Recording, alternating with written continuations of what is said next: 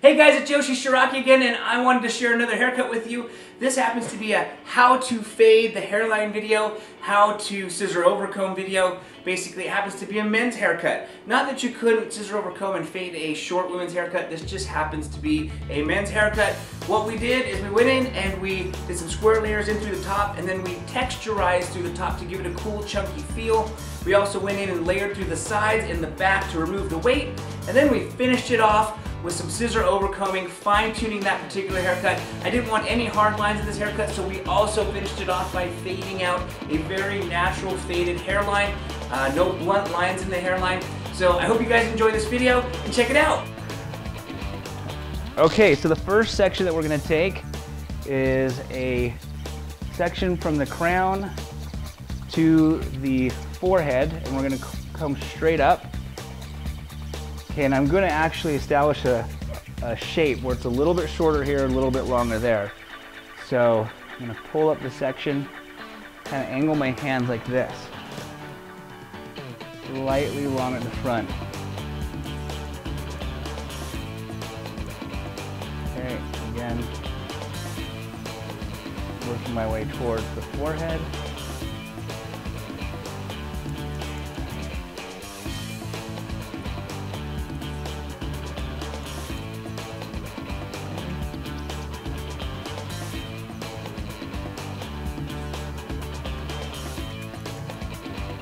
This will be the guide for the rest of the top.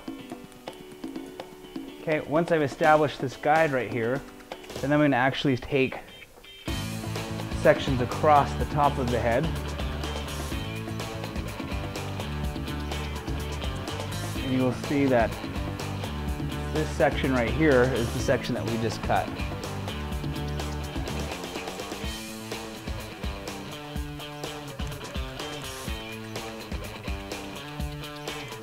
Okay, so cutting square, it's critical to make sure that your fingers are square, so you're creating a square shape. I'll just go ahead and comb all the hair in the front back, over directing to the last section.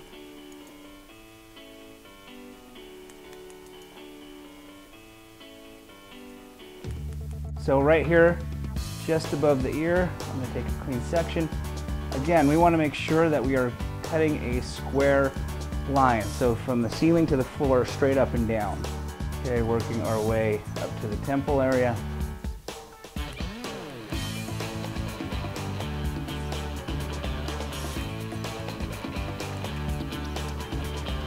Okay.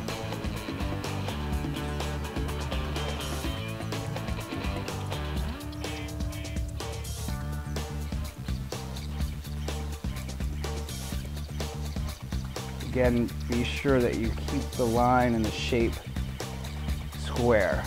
Okay, so now from the ear, we're going to work our way to the back center.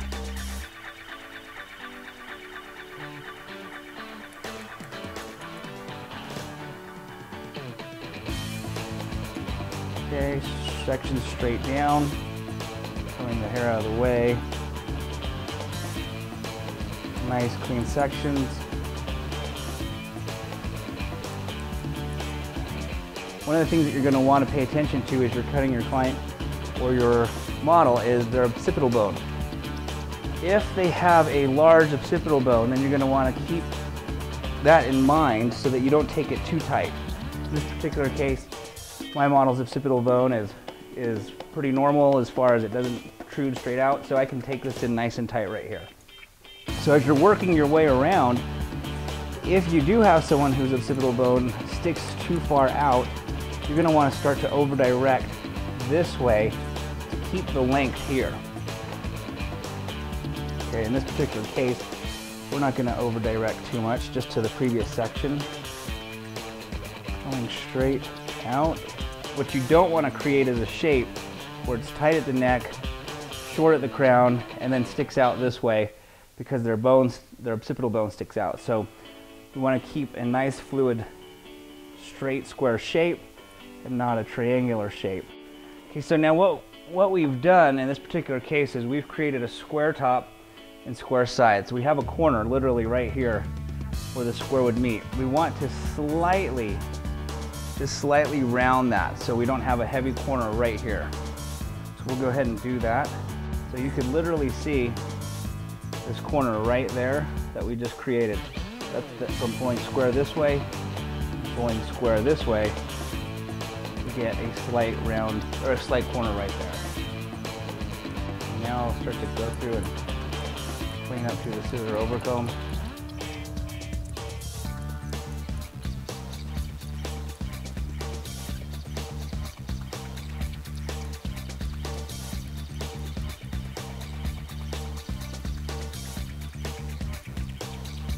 Best way to do scissor overcombs in panels. One panel here, 2, 3, 4. And that's usually the easiest way to have a nice result. And with here behind the ear, you might want to do a reverse scissor overcomb where you're taking your hand, and rather than coming in this way, due to the ear, you come in from behind the ear.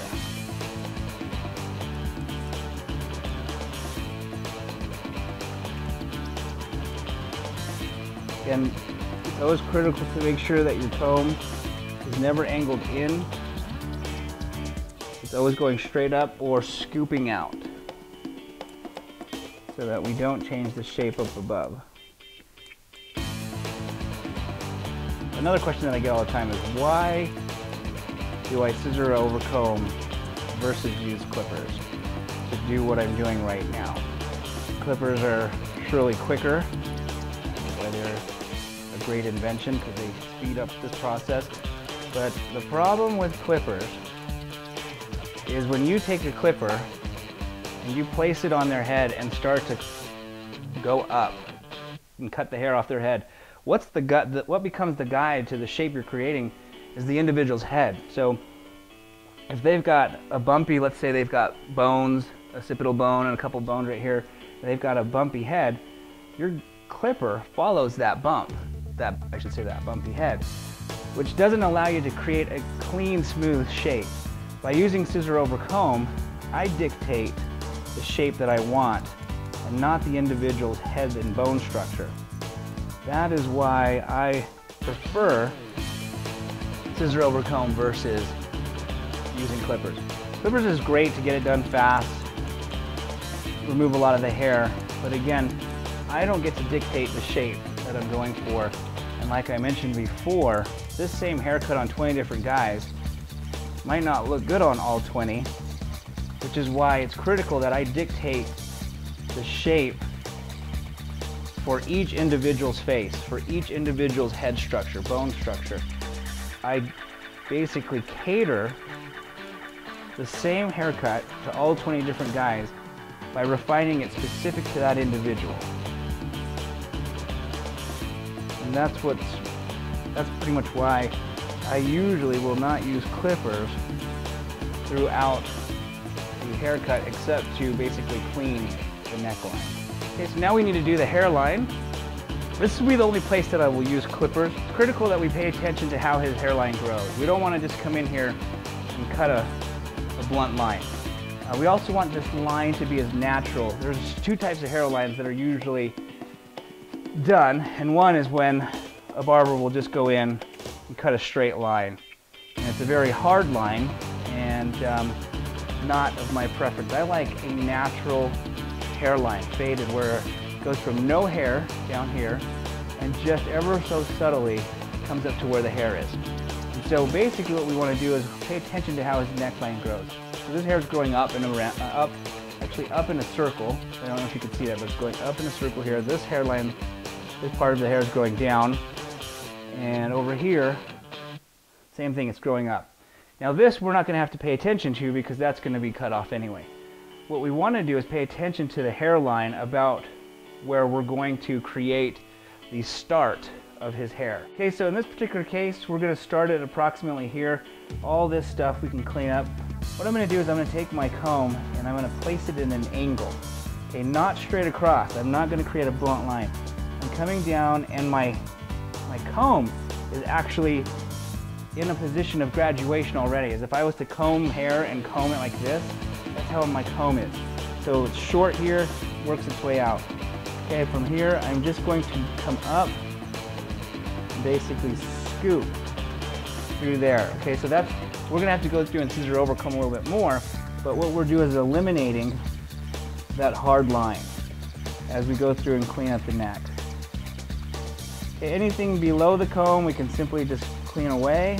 Right here at the hairline, same thing. I've got my bar ring comb, just like we used the red comb and went up. I'm gonna just scoop this hairline right here, placing the comb flat against the head, and then starting to graduate it with a scooping motion. And you can see already right here, it's just blended. Where right here we still have kind of that line going on. That's the line we're gonna get rid of. Now in this particular case, because his hair grows, the hairline has like a cowlick where it grows in a circle, I actually came down and scissor overcombed upside down, basically. This scissor overcombing from the bottom to the top. You can also scissor comb from the top to the bottom. Okay, so you just have to basically pay attention to the hair growth pattern in the hairline. So as you can see, scissor overcombing can be done in every direction. We started originally by scissor overcombing from down to up. Now we're scissor overcombing sideways across the head right here. And you can start to see how it just fades down into the neck. More of a natural hairline than a contrived blunt hairline. As you can see, you can definitely see the difference between this side where it's just blended, natural, faded, where we've still got a line that we need to remove right here. Okay, so now I'm working around the panel. I'm going to go on these panels right here.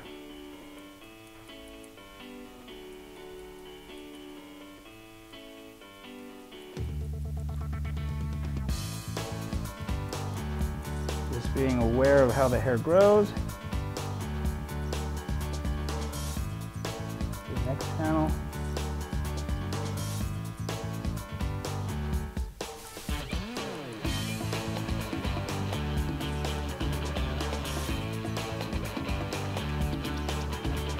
Okay, as you can see, his hair right here starts to grow towards the front, actually, towards his chin area. So I need to reverse and come back, scissor overcombing this way.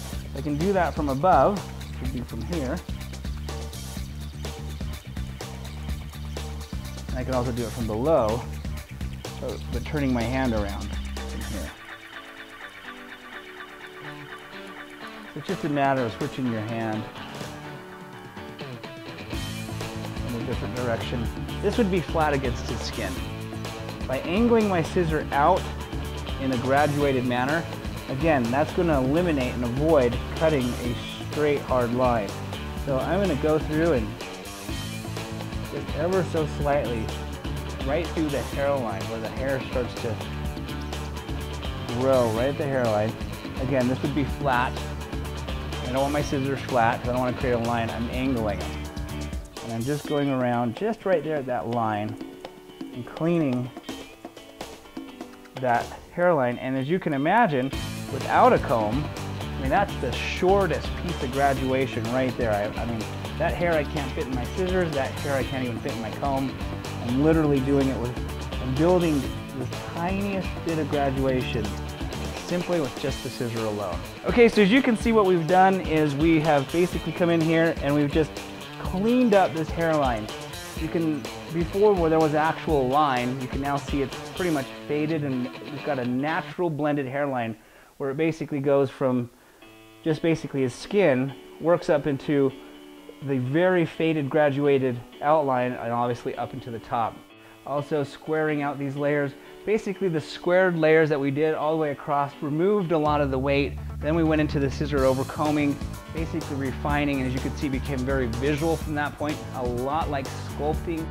And just in closing, as far as putting the pomade into it, I just went through, kind of took the pomade into my hands and then just would go in and do some twisting motion to create that chunky effect.